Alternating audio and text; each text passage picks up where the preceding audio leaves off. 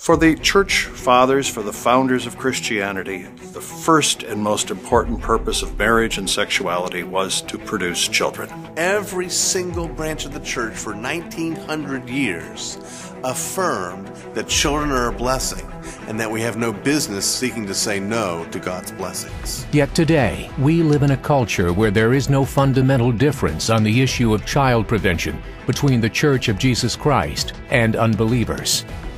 There was a time when birth control was unthinkable, when contraceptives were unthinkable. Birth control is contraception or family planning, the use of mechanisms to prevent fertility or to prevent pregnancy. And what it means to many Americans is a deliverance from responsibility, a deliverance from the responsibilities of children, yet having all the pleasures of adulthood.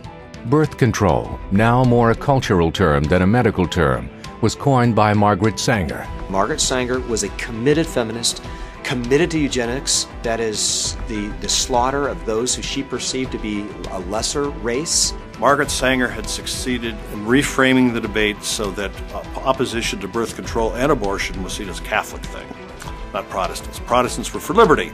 She understood you cannot destroy Christianity without destroying the family. You must destroy the father, you must destroy motherhood, and you must destroy babies. It has only been in the 20th century that Christians have publicly embraced the lifestyle of child prevention as biblical theology. People want convenience. People want their lives to be easy. But that's not what the Word of God bears out. Jesus wants us to give up our lives for Him. The only question is, how will we give up our lives?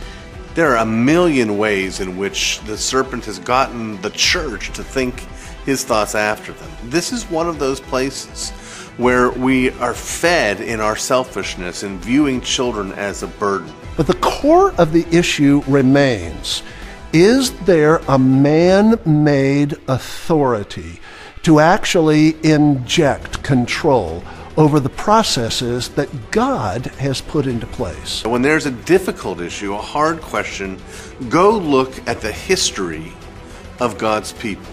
And if you see God's people throughout the history of the church, 100% of the people took the same view. There's a pretty good chance that that's the right view. To better understand how birth control is truly a man-made concept, a historical review is in order. The History of Birth Control and its impact on the church, marriage, and family.